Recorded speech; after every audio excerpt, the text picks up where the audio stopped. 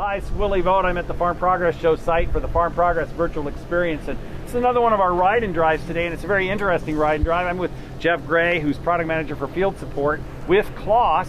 We're standing in front of a new seed green combine. Do like the new color. I think that's really cool. And I wanted to talk a little bit about not so much about the combine, but the brains of the combine. Sure. And I think that's CMOS, not to be confused with CBus, right? That's correct. So tell me what CBus is so we don't talk about it anymore. CBus is the monitor in the combine, and that stands for Combine Electronic Board Information System. There, I got it messed up. That's okay, that's good, but the CBus system, but the CMOS is the actual software, artificial intelligence, or whatever it is going on inside, right? That's correct, yep, and CMOS stands for CLAAS Electronic Machine Optimization System. Okay. When you say machine optimization system, what does that really mean to a farmer? When you talk to a farmer about this, what do you want him to know? Well, the optimizing the combine continuously is really what CMOS does. So, and it's doing it autonomously. So there's a new word that's being injected into to the farm machinery, but. As the combine travels through the field, the combine is making, evaluating the conditions that it's harvesting in, and then it's making the most educated adjustments possible while we're traveling in real-time fashion. So it's making adjustments to the concave gap, the threshing speed, the rotor speed, and the fan speed and sieve. So it's automatically adjusting all those threshing, separation, and cleaning features so that the operator can focus his efforts on other activities, or for instance out here with the leaning and down crop that we've got, I can let the combine take over and manage all the settings and adjustments while I focus on trying to pick up as much of this down crop as possible. This is a 16-row head we have on the front of this, and later on this ride and drive you're going to see this thing in action. But the question I have for you on that is, that's a lot of sensors. There's a lot of sensors between the cab of this machine and the tail end of this machine. They're constantly reporting into CMOS, aren't they? That's right. That's right. Yep. We've got sensors in the. We've got a grain quality cam that's at the top of the clean grain elevator that measures the quality of the crop that's entering the grain tank, and that helps to adjust the concave and the threshing cylinder. We also use the performance sensors as well, which are the loss sensors and the return sensors. And then we also have that's a little bit more unique, but just beyond the bottom sieve, we have sensors that actually measure that ratio of grain to foreign matter that's traveling up the returns elevator, and that's what helps fine-tune the cleaning system. It's a lot of information that's going into a central brain, and the brain's making decisions all the time. That's right. Because it's an autonomous system, it learns. So as we're traveling through the field, it'll sense that the combine, if we change variety or we change conditions, it'll notice that the settings have started to become more or less aggressive depending upon the conditions. So what it'll do periodically as we're traveling through the field, throughout the field, is it'll go into learning modes, and you can actually see that occur on the display, and it'll try to acquire a new range of settings for the new conditions that you're harvesting in. So, and it does that on its own. So it is thinking for itself. Artificial intelligence is really is really at the heart of this CMOS system. The robot, the robot you're driving, you didn't know you were driving, kind of thing. Right. That brings up a question. It's like, one, it's a matter of how do I start in the morning? Do I just hit corn and it's already got a setting, or do I say corn and it's at 25% moisture? What do you need to tell this thing? If you want to start at the very basics, you just load your corn settings. Some can start with the factory settings. Most will fine tune it from there and load their own settings and start with their own preferred settings for the condition or the variety that they're harvesting in. But if you want to speed things up, certainly kind of get it close to where you want it, and then it'll take over from there. So you can start from your own settings. What it's not is it's not a maintainer. So some systems are maintainers. So it's going to maintain the performance that you set for it. This one's actually going to take off on its own and start thinking for itself and derive at the most optimal settings for those conditions being harvested at that time. brings up an interesting trust question. I have to trust that this thing works. Yep.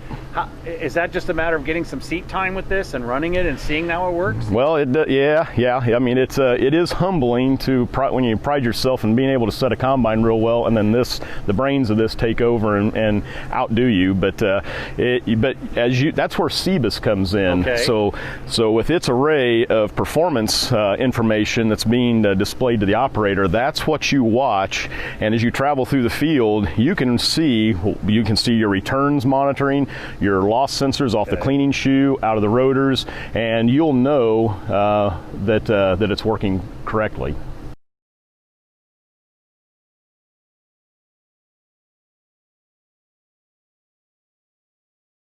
Talk to me, Jeff, a little bit about what am I looking at on this screen. I mean, that's a pretty informative screen. That's right. Yep, we've got everything all included within one display. So right here, this bottom section will be my yield monitor. Here in the middle is the controls for CEMOS. So I can just tap on that section of the screen, and then I can nudge the performance from improved cleanliness or increased throughput.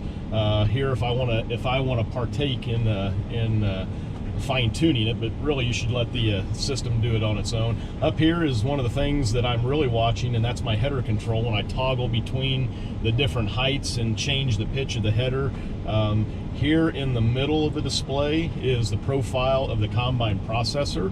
So anywhere I tap on the screen, it brings up the most frequently adjusted features, so I don't have to go into sub-menus or multiple screens to get to those features. I can just do it by tapping either the chopper, go to those features or controls, go to the feeder house, tap on there, got my header controls. So it makes the user interface a whole lot more convenient. One of the really nice convenient features on this combine, I just happened to bring it up here, was the ability to go from high to low on my threshing system right here. That has always been a feature that you've got to exit the cab, you've got to go and mess with, requires some tools, but today it is now standard on all Lexions. I do it right from the cab, and that really gets the uptime going faster. So one less thing that the operator has to do. Right? And I just am amazed by that, just from the standpoint of all the data points.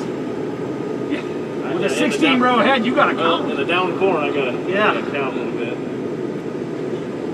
I'm gonna not try and make it.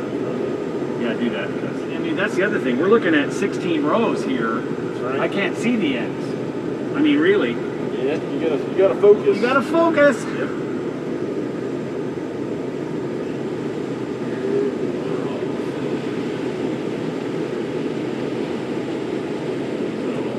Nice about this corn head is the gathering chain front sprockets are exposed, so they extend out from underneath the hoods. That gives us better gathering performance. Yeah, I see that. Especially in flat corn when we got to peel it up. The snouts are a little bit narrower and lower in profile to allow that material to flow over the top of it.